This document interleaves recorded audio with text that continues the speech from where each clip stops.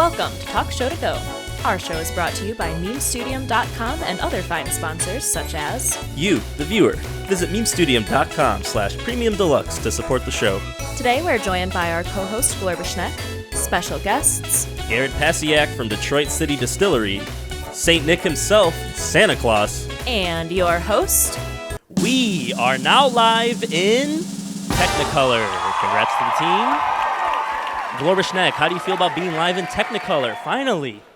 Can Glorbasnexk eat colors? And today I'm talking to Garrett. Jake, thank you so much for having us. Yeah, really excited to be on Talk Show to Go. This is an amazing experience, so welcome everybody.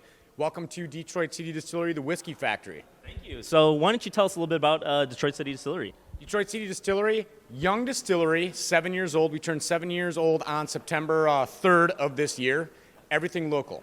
All Michigan grains, all Michigan barrels, and of course everything here in Detroit City Distillery, literally. So you do have Detroit City, Michigan in a bottle when you drink all of our whiskeys. We don't outsource. We keep everything local, everything Michigan, and that's exactly why we're here. Let me see what we have right here. So I assume this is the biggest winner. It's got two medals on it. Right here, that is the Butcher's Cut Bourbon. Okay. That is the big problem that we ran into. People loved it. And we took it down to Kentucky. We took it to San Francisco, won gold medal in Bourbon County, Kentucky, at the American Distillation Institute. Blind taste testing contest, Bourbon County, Kentucky. San Francisco World Spirits Award, won a silver medal. And then we do fun collaborations, too. We do fun collaborations with gins. Newest one we just did, if anyone is a big fan of the punk rock scene, ska scene, the Suicide Machines band went ahead, and we had a concert here in the parking lot. They made their own whiskey here. Before the show started, us three, me, Garrett, and Madison, our camera person, we all drank a little sip to begin with. What was that? You did a sip of our newly released 4-grain bourbon. Okay. So the one without the awards. Exactly. The one without the awards. Okay. Right now. Oh. Okay. You never know, because this is new. If you notice, only one batch was made here. Really? What is like the wheat, corn? What does all that do to a whiskey or a bourbon? What you're doing is you're making like a flavor profile when you make a different, like a style of whiskey. That's what differentiates different styles of whiskey. Is what it's going to be. Is it's going to be your mash bill. Okay. Now, bourbon by law has to be at least 51% corn. Technically, should be about 5% rye, 5% barley. And who enforces that? Who enforces the at least 51% corn aged in a new charred American oak barrel is going to be the Liquor Control Commission of the United States. Okay. So by law, it has to be that. Actually dates back to the 1958, the Lisbon Act, that they went ahead and said bourbon can only be made in the United States, Scotch only in Scotland, tequila only in Mexico, cognac only in France. Okay. That gives distillers a lot of fun to go ahead and fluctuate that recipe, okay? That's why there's no such thing as a wrong bourbon to one's own. We got booed in Bourbon County, Kentucky, by the way. Yep. What was that like? It's like Detroit losing a Coney Dog contest in Detroit. How many people were booing? Was it? I think the whole thing was a fun boo, though. Oh, it was a fun. Okay, that's fun. Never boo for fun. So I see you have these barrels everywhere. Are there? Just talk to me about that process. What's the barreling process like? What are they doing when they're sitting? What's the slamming going on? What's all that? So what you're doing when you're aging a whiskey, okay? You're taking a barrel, and by law, again, it's got to be a new charred American oak barrel, okay? So you go ahead and look at, this is our 4-grain, all right, that you went ahead and took a sip out of, 2021. How nice does that barrel look? Looks amazing. What you're doing is you're taking off of a still, basically moonshine. Everyone's heard of moonshine. It's a clear, what they call white lightning whiskey. That's a difference between clear and dark spirits. So it's the barrel that makes it, gives it the color? 100%. Yeah. So what happens is you look at that, then you look at this barrel. Did we leave this out in the rain? The answer is no. Once that's sitting for about 2.5 years, and that goes ahead and fluctuates. Okay. Oh, we got a shot? Hell yeah. Oh, there we go. 1, 2, 3. What is this? 1, 2, 3. Come on. Ladies and gentlemen, Rex 4-grain. They make everything happen here. All right, Rex and Dallas. All right. Come by. Go, cheers. Cheers. Love it. What was that? That was good. 4-grain. 4-grain, yeah. You got another one of the 4-grain. Right outside of that barrel. Okay. So that's exactly what you did. Aged there, boom. That's going to come out 2021. They're going to let that sit for about 2 years. Go ahead and keg that, and that's exactly what they're going to do. That's what kills that doesn't really burn too bad.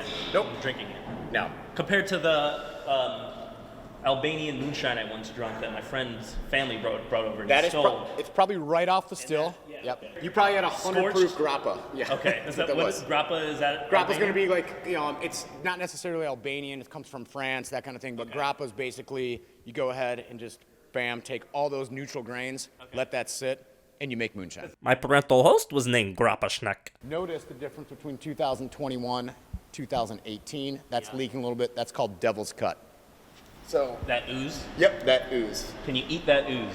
You can eat that ooze. Does it taste good? A little bit. Would I put it on pancakes? No. Would I take a shot of it? Absolutely not. Could I give a lick of blue ooze right here? Yes, you can.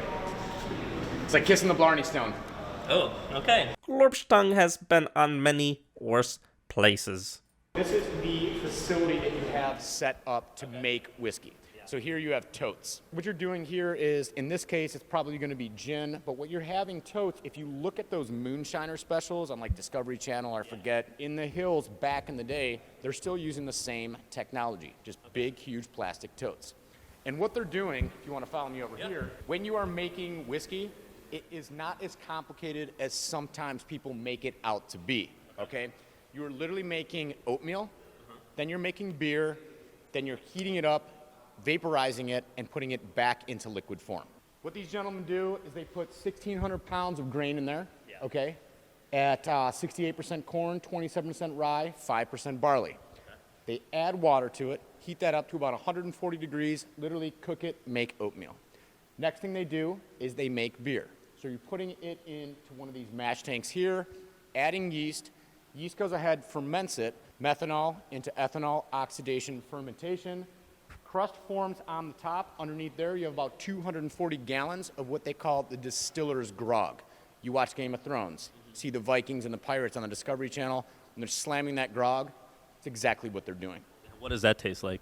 An oat, like almost like an oatmeal style, like it not that palatable, but it's about 8 to 10%. It does get the job done. You say oatmeal style. Is it thick like oatmeal, or is it? Yeah, so basically what it is, it's almost like a stout. Okay. So what you're going to have is a corn, rye, barley beer. Okay. Now, brewers are going to put a lot more interesting ingredients in those, almost like your hops.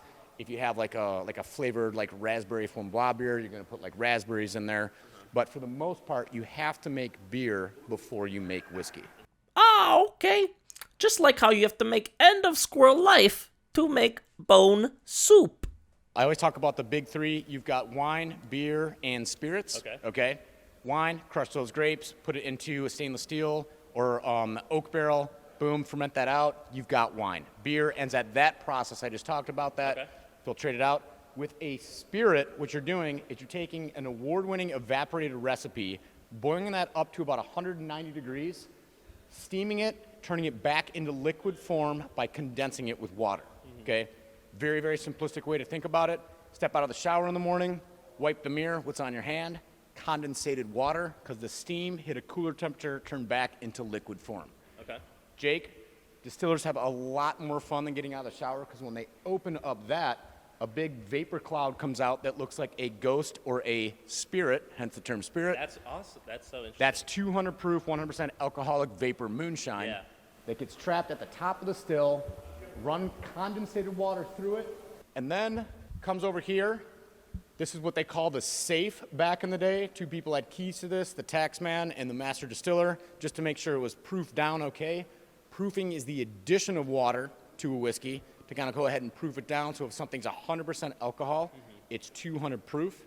If something is 50% alcohol, it's 100 proof, which is the case with our bourbons. You want to make sure you fluctuate that down.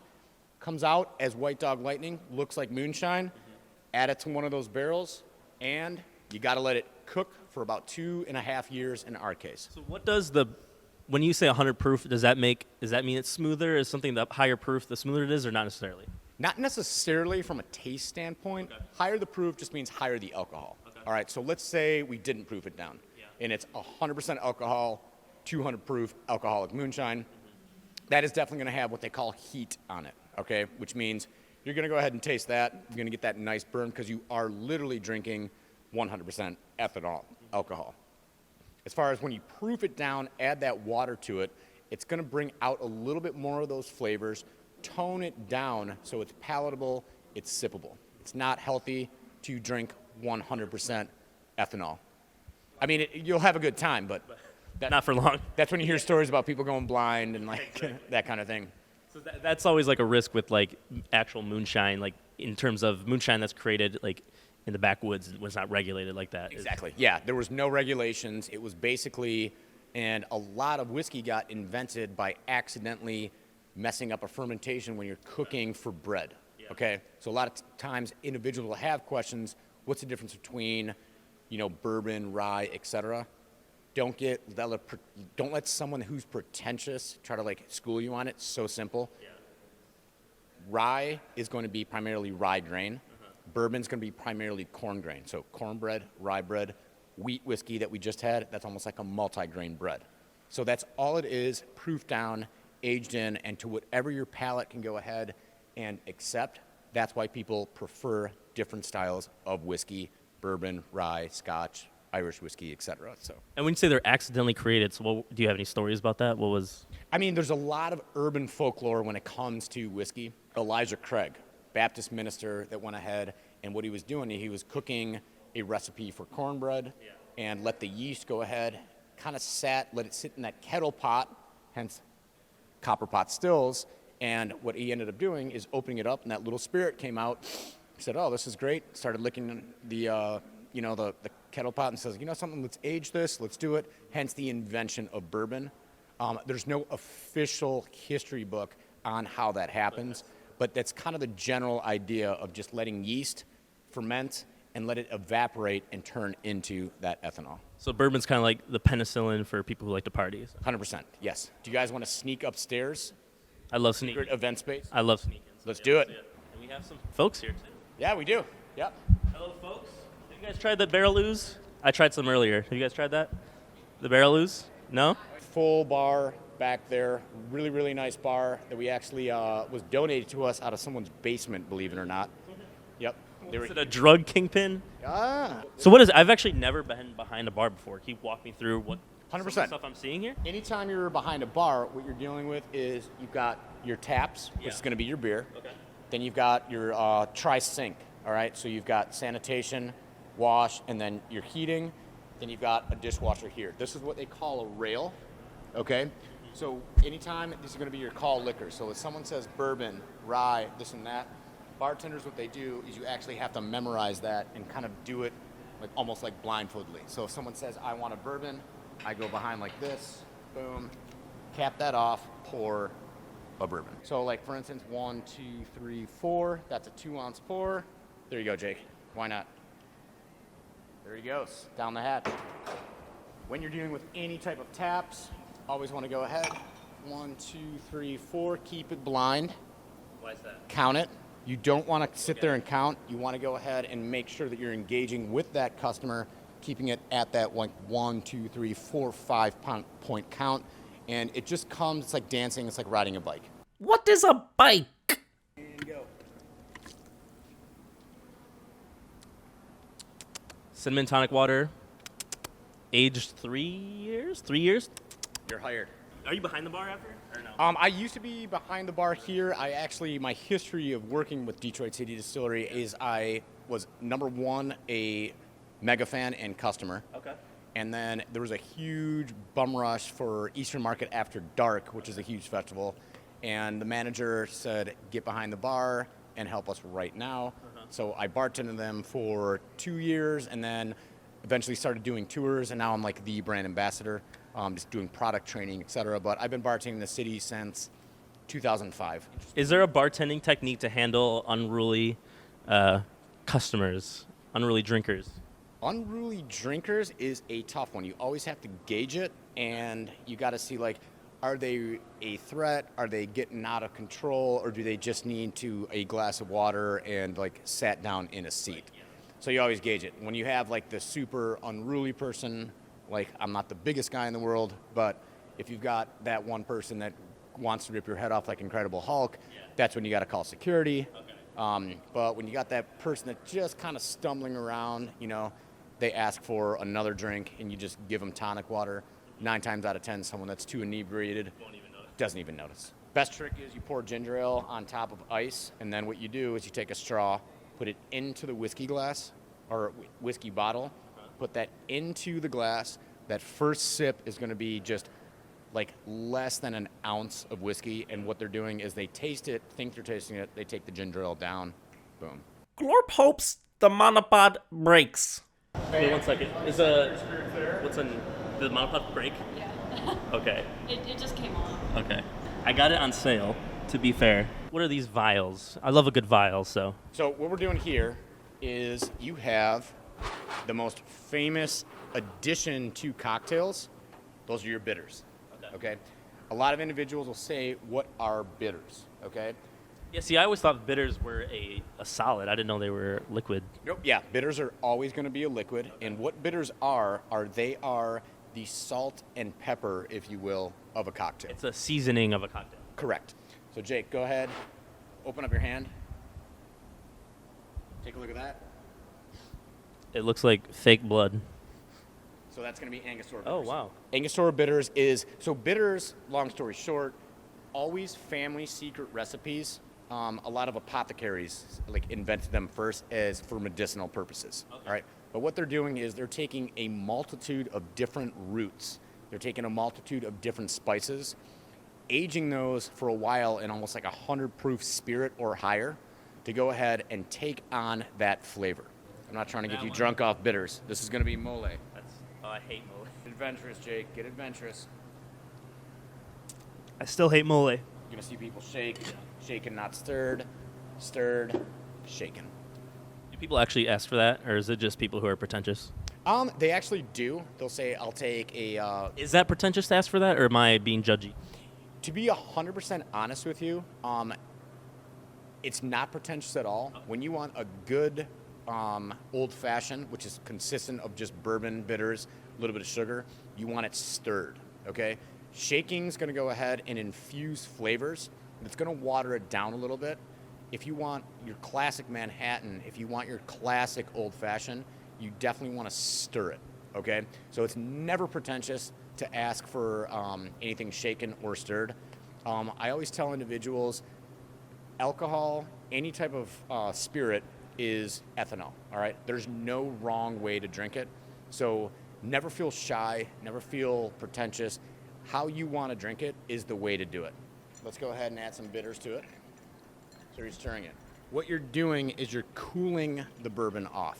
What you want to do is you want to get as much condensation as ever. Okay, so you do want to shake it. You want to shake it as much as possible. So if you look at that, that basically has a little bit of cloudiness to it. Yeah. That's like super clear. Yeah, that's a true stirred. Old-fashioned? Beat an old-fashioned, beat a Manhattan, that kind of thing. You guys want to see the roof? I'd love to see the roof. Support the show and gain access to additional content on Talk Show To Go Premium Deluxe. Check out full interviews, behind-the-scenes content, additional memes, and more. Visit memestudium.com/premium deluxe today or tomorrow. Whenever. Oh, I've never been on a building roof. And what you have here is all of Detroit, and a lot of individuals, especially from out of town, don't realize that that little kind of skyscraper next to that Salt and Pepper Shaker Renaissance Center station is Canada. So this was like bootlegging town way back in the day, especially during Prohibition. This is like the really fun part about Stroh's ice cream, is you had Prohibition that hit United States in general. Prohibition shuts all the breweries, distilleries, and wineries down. What ends up happening is Stroh's light bulb went off, Volstead Act, amendment to Prohibition, they started making ice cream. And the syrups, elixirs, and tonics were allowed to be produced 3.8% ABV or lower. So they started making ice cream with those syrups. And then what you would do is come from all over the country, go ahead and hang out in Canada, bring back your bootleg booze. The TSA was not as strict back then in the 20s and 30s. But yeah, then what they would do is you get a quart of ice cream, take those syrups home, and make your own in-house bathtub shine. And now, a one-on-one chat between Glorbasnexk and Santa Claus. Hello, Santa. How are you? Are the elves in a union? Well, they never try to put one together. Remember, it's just us. We're up there at the Arctic Circle. We're not part of any country, just that right spot right there. And we got our little village, Santa's village, they like to call it. There's been discussion of people moving to the North Pole due to rising temperatures. What are your opinions on immigration? No visitors. What is your net worth currently? 60 million. Really?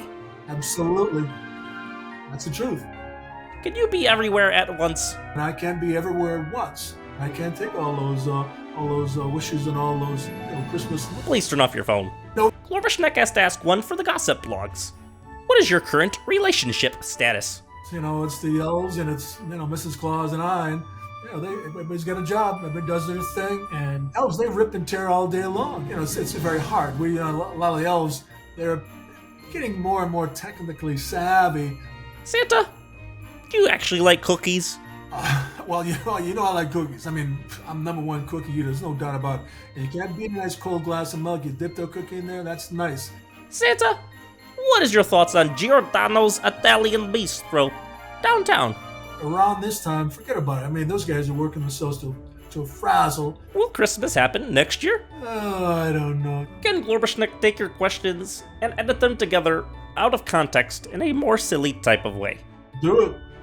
Welcome to the tasting room where everything at Detroit City Distillery got started 7 years ago. All right. This is where it all began. This is where it all began, off a 50-gallon copper pot still. Previously, you saw that 500-gallon copper pot still.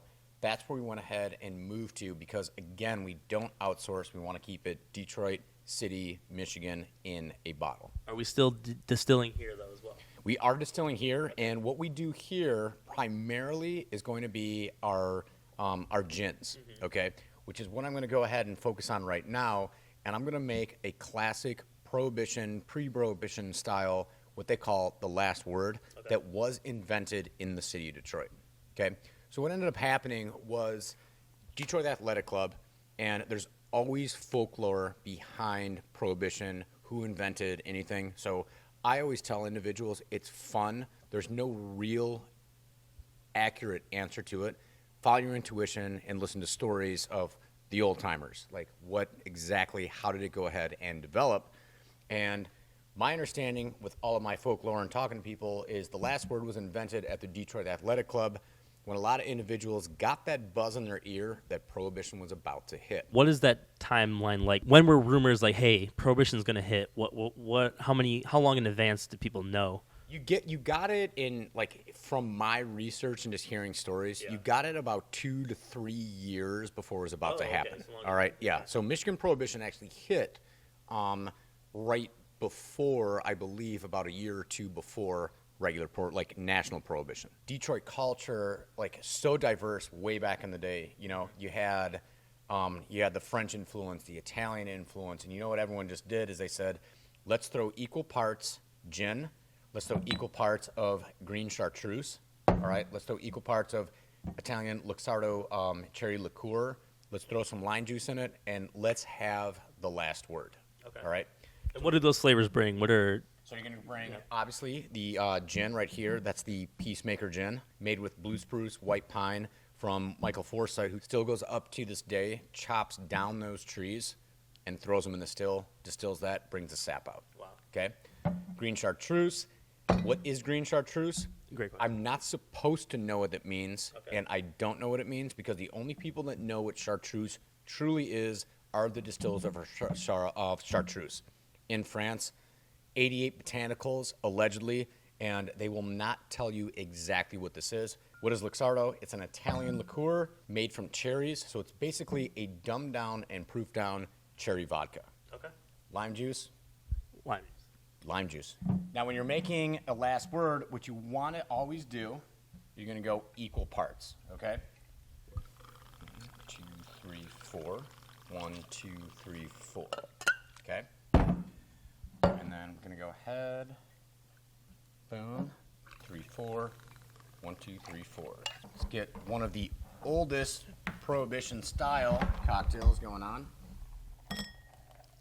I'm making yours first. Boom. Always going to have that nice little lime color to it. Glorbasnexk has a nice lime color to him. Support the show and gain access to additional content on Talk Show To Go Premium Deluxe. Check out full interviews, behind-the-scenes content, additional memes, and more. Visit memestudium.com/premium deluxe today. Potato juice, potato juice, potato juice, potato juice, potato juice, potato juice. Introducing Potato Juice by Flanagan's. Now you can taste the starch and soil. Cheers. Cheers. Jake, thanks for having me on. Glad you could join us here. So first, I want to deliver a gift. You guys give me a lot of drinks, so I want to give you a little drink book full of some recipes that I created. Fantastic. If you want to read through them a little bit. And this is like me being creative. I'm trying to be the mixologist that I always dreamt I could be. There's always, when it comes to mixology, when it comes to making drinks, I always tell individuals, just don't be scared. Always have fun. It is like cooking in your own kitchen, okay? Love it. So to 2-1 zone. Go into the kitchen and say, this is my steak, this is my stir fry. It's exactly what I do. That's so what I was hoping you'd see with that. So feel free to read through it, see what we look at got. this. And that's for you guys to have. So you guys can put this on your menu. Feel free to put every single recipe on there. I am super down with this Michigander, and this is what I'm talking about. Yeah. Okay. So what's on the Michigander? So you got 2 ounces of Detroit City Distillery honey bourbon. You got an ounce of Verner's, and you got a ½ ounce of a Coney dog with an apple slice garnish. That's awesome. All right. What that is a lot of times what individuals, like you look at like a Bloody Mary bar, you know, someone's going to come over with vodka and tomato juice, a lemon, a lime, and celery stick, 2-1 zone. Someone's going to come with like a bacon cheddar, like breakfast in a glass. This is awesome. I love the Michigander. It's the Coney dog. Yeah. Get that Coney dog in there. The customer is always wrong. There we go. Cranberry juice, DCD gin, vermouth, slap in the jaw. Don't know what a slap in the jaw is, but... A physical, literal slap in the jaw. Wait, I'm getting a phone call here live on the show. Get a phone call live on the show. Let's see who's... Is this a dial They've been in? calling me all day. Hello? Hello? Sorry, one more time. Yeah, are you able to hear me, Jake? Yes, I'm able to hear you. Jake is popular right now. This is good. I'm calling you from... How's it going? Yeah, I'm doing good. How about you? I'm doing great, yeah. So, I saw you call me a few times. I'm glad I was able to finally... Bother you. Oh, no, I've been waiting to... I haven't had a chance to answer. Do you want to say hi to my friend Garrett? He's right here, too. I think Garrett wants to say hi. Hey, how you doing? What's your name? My name is... Nice to talk to you. I'm here with Jake. He is killing the game. He's got the premier amazing cocktail menu that he should win a James Beard Award for. So this is great. I'm going for that beard. Is that something you're doing, post-weekend party? Oh, every post-weekend, that's what I'm partying with, is going for that beard award. Perfect. Sounds good. Yeah. I just came back from long weekend, so... Long weekend. What were you doing on your weekend? It was a really close friend of mine getting married. Oh, awesome. That's so cool. Spent time with them. Were you in the wedding, or were you just taking part? Yeah, I was doing the arrangements. Awesome. It's sort of That's what, make sure you tell them Jake from Talk Show To Go said congratulations. So, yeah, thanks for taking the call. I've received your query. I wanted to call you, but because of the long... Have a good day. Talk to you Wednesday. You too. You too. Bye-bye. Have a good one. Bye. All right. So that was not a spam call. So Jake, I'm looking through your Master Mixology recipe book. Yeah. And this mixology book, by the way, is going to be able to be found on Talk Show To Go Premium Deluxe for anyone who's interested in seeing every recipe.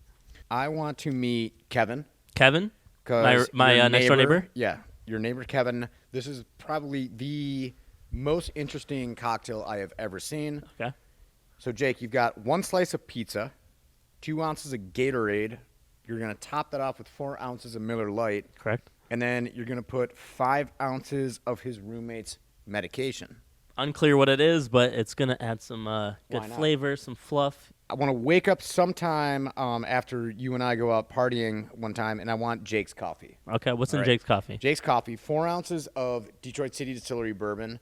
You've got grizzly blood. I don't know if that is real grizzly blood from Grizzly bear, yes. Okay. Killed yourself, preferably. So we have to find a grizzly bear. We can do this. Mm-hmm. And of course, you can go ahead and we're gonna have the gunpowder because you need 5 ounces of that, 2 bullets of any caliber, and a match. Exactly. That's how I wake up every single morning to be able to do these interviews. You're onto something here, Jake. I like this. I'm glad, and that's all you guys. That's all for you. You guys keep that. You develop those recipes, and I think you're probably gonna quadruple your profits. I'm leaving this with Ian, our bar manager, and Jesse. They're gonna go nuts with this. I love it. Yeah, that's what I was hoping for. All right, Garrett, let's talk about where we're at right now. What's the significance of this location and the history behind it? Significance behind this location is, so Detroit City Distillery, when you go back to the mid to late 90s, you had 8 friends that have known each other since the age of 3 years old. You don't have, like someone in like another country that's investing. It literally is 8 friends that grew up and just said, Mike, JP, you guys spearhead it. We're down. We're going to show face, and they always do, and everyone's always supportive. Yeah. So that takes the pride of Detroit City, literally putting it into the name distillery, to going ahead and doing that. The significance behind this building where we got our start is in the fact that if you look at the Butcher's Cut Bourbon, all right, the award winner, that's a cartoon rendition of who they call Grandpa Yogi. That's JP's grandfather, who used to be a whiskey maker and a butcher in Eastern Market. What is Eastern Market for those of the people who are watching that aren't, Michigan natives? It's a very significant place, not only in Michigan, but in Northern America. Yeah. This is the largest farmers open market in North America. Okay? So you have shed upon shed upon shed, and just even like in the 1900s, early 1900s, you had farmers from all over the state, not just Michigan, but Ohio, Indiana. They would literally wake up at about 3 o'clock in the morning, drive to Eastern Market, and they would set up all of their farmer sheds. I think I'm spoiled with Eastern Market because you go to other markets around the country and you're like, that's awesome, produce is great, but nothing really ties into the size, the nostalgia, and the spirit, no pun intended, of Detroit that Eastern Market brings. That's why we were really excited 7 years ago to open up in the shop that you see us right here. So what is still being distilled here in this location? Gin. Just gin? Yep. And why is that? Gin is because gin is a very, how do I describe gin? I'm going to go ahead and say it's a very meticulous process. Okay. In the fact that a lot of people are scared of gin, okay? We're all, I'm going to be candidly honest with you. You're all scared in high school or college if you drank your grandfather's 5 o'clock gin or hit that Gordon's, not to knock Gordon's or anything like that, or 5 o'clock, but a lot of times people got sick off gin. Yeah. Okay? Gin is a very, very nice spirit to go ahead and sip as an adult if you understand how gin works. And what that is you're taking a neutral grain spirit and then you're fractionally distilling almost like a spice packet into it. So what I like to do is... What do you mean by that? Like tea. Gin's the same way, except you're using a fractionally distilled spirit. In our case, our gin that you're sipping on right now is our Gilded Age vodka made from 100% Michigan corn. And what we're doing is you're going ahead and doing a spice profile of it, okay? So why does Peacemaker have blue spruce and white pine in it? Because you're putting that in the still. Okay. Why does Lady of the House gin have pink peppercorn? You're distilling pink peppercorn in that. That's why every single style of gin that we do, and just gin worldwide, has a unique and different style of taste to it. Like in super, super like simplistic terms, someone goes ahead and samples gin, they're going to say, this tastes like juniper or pine tree, Christmas tree. Okay. Gin has to be made from juniper by law. Is the fact that it's more clear, like if people are seeing right here, is that because it's in the barrels shorter amount of time compared to the whiskeys and bourbons? Or Yep. Okay. So the bourbon, like your whiskey, your darker spirits Yeah. are going to be aged. Okay. Okay. vodkas and gins coming literally clear right off those stills. All right, so those recipes with those stills are going to come and just put that, and there's no aging. Yeah. This is where the aging process comes into. Okay. That's why, and I'm just going to like put price point on it. That's why this is $35 and this is $50, because you're paying for age and scarcity. Is that consistent with all types of vodkas, gins compared to whiskeys and bourbon, or that just branding that is marking it up, or is that actually part of the process that? In my opinion, it's like when you're talking about like priced vodka. Yeah. You are going to talk about any type of spirit that you're talking about that you're purchasing is going to be, you're paying for labor, you're paying for scarcity. Okay. And that has to do with dark spirits and light spirits. But if you notice, there is really no such thing as a $5,000 bottle of vodka, because you can only get it so purified without that like clear crystal taste, whereas your cognacs, your scotches, you can get like $1 million bottle of Macallan, 50 years aged, because again, you're paying for age and scarcity. What's the most expensive type of liquor you've tasted? Most expensive that I've ever And had? follow up, what is the difference? What have you noticed when you drank it is like, hey, that is actually very distinctly different from other liquors that I've tried. I mean, if you're cool with a fun story, I went to a much time as you want. I went to a Pappy Van Winkle tasting, and Pappy Van, what is that? Pappy Van Winkle is one of the most exclusive and rare bourbons in the United States, and they were all great. You got your 10, your 15, your 12, and like after a couple, like you're having fun. But then one of the tasters tricked me, and they said, "This is a super rare, like Pappy," and I was like, "All right, cool." Took a sip out of them, like, "That's the best one. That's the best one." And they tricked me and said, "That's Old Weller 7-year-old." When you're talking about different styles of whiskeys, and what I like to always do about distillation and cocktails is it's all about your palate. Like what satisfies your palate. Number 1, 2 is you get mentally tricked. Yeah. Like we say, this is the best. Right. So you sip the best. Your mind tells you it's the best. Is it really? The answer is no. So all of our whiskeys are going to consistently stay around 2 years. Okay. All right. And Is the reason 2 being, years like the sweet spot? Is that? Yeah. I mean, and you do get a lot of individuals that say like, "Oh, it's only 2 years. Yeah. I only drink bottled and bond 4 years." Okay. And what I always tell individuals is it's not about age, it's about climate. Okay. So when you go down to Bourbon County, Kentucky, summer, spring, winter, fall, that's how a barrel ages. Summer, spring, winter, fall. Okay. That's how it does it. All right. Now that happens in 4 years. In Michigan, it is 37 degrees out. And then last week it was 70 degrees out. I was taking a bike ride in shorts. And then Thanksgiving, it's going to be -20, and Christmas, hypothetically, is going to be 70 degrees. So a Michigan barrel is doing this in 2 years, what a Bourbon County, Kentucky barrel is doing in 4 years. And that's a difference to where, why did that bourbon win that gold medal? Because people don't understand, again, not age, climate. So were you always interested in spirits in liquor? 100% from sounds bad, but from an early age. I didn't start drinking when I was 8, 9, 10.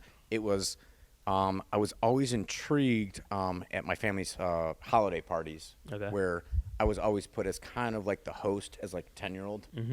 Can I get that? Pick up this napkin. Yeah. Do you know their drink? It was always a concentration on service, quality, and just making people happy in general. And that's how I got my calling, how I landed here at Detroit City Distillery. It's just I like the product. I like the community. I love Eastern Market. This is just a perfect fit for everyone in general. Let's talk market research. Let's talk market research.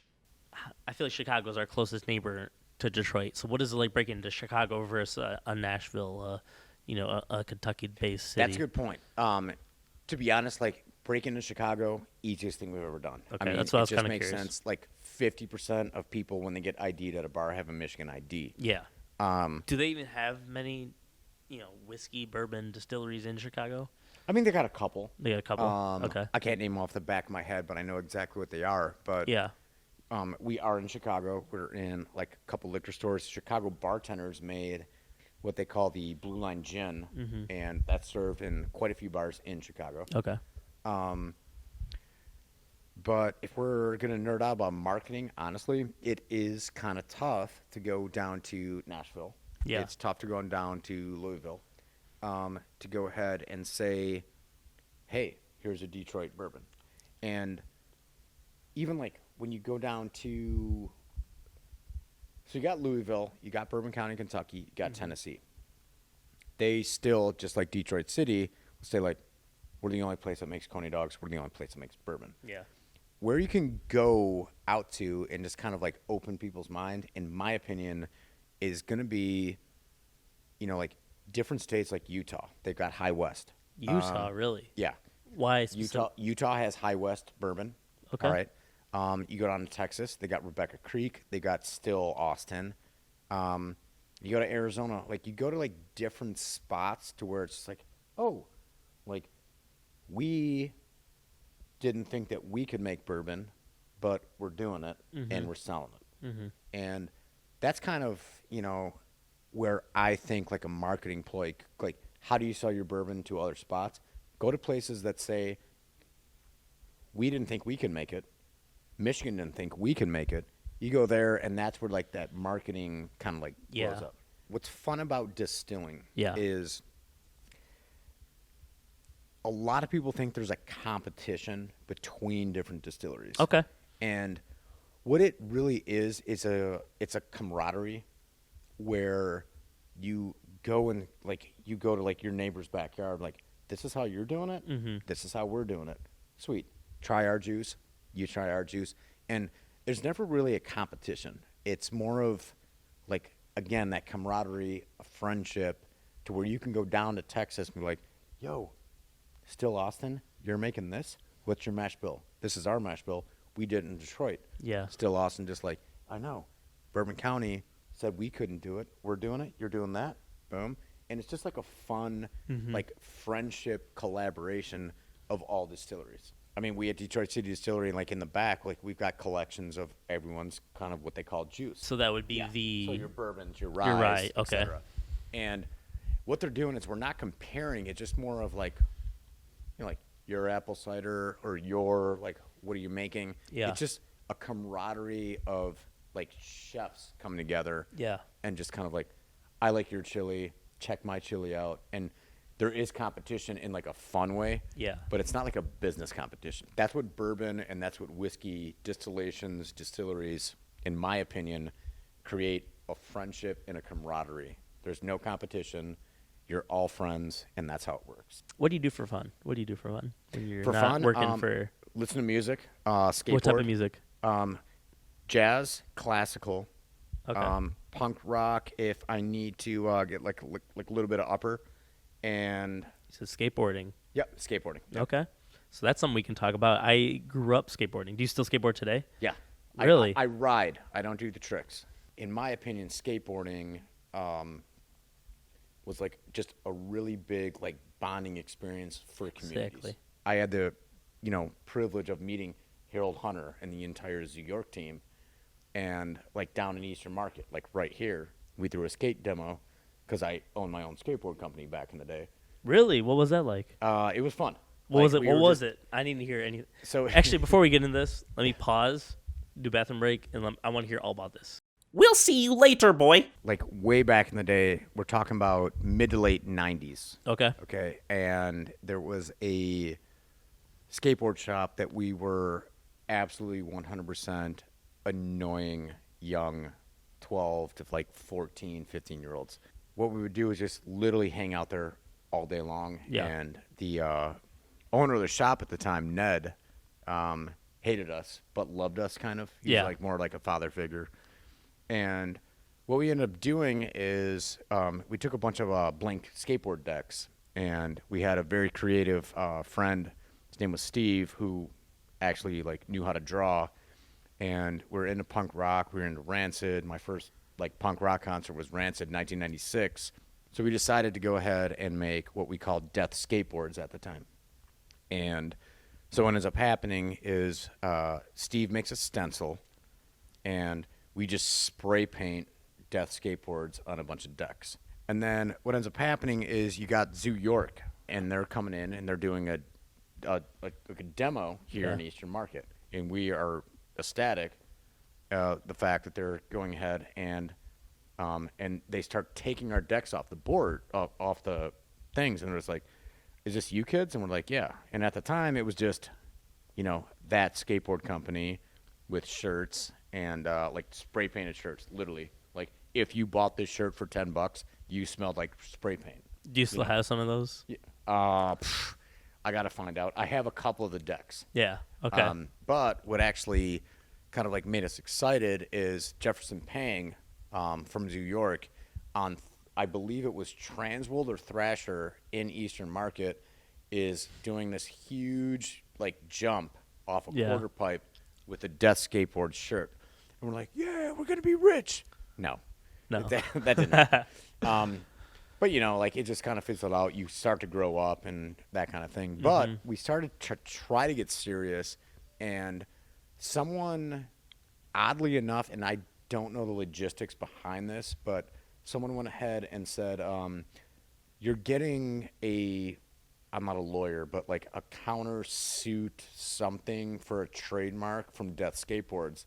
And we're like 15. Yeah. Like, what? What is a suit? Like one of our friends' moms was just like, who put like the LLC in our name or something. Yeah. It's like, you're getting sued by somebody? We're like, what?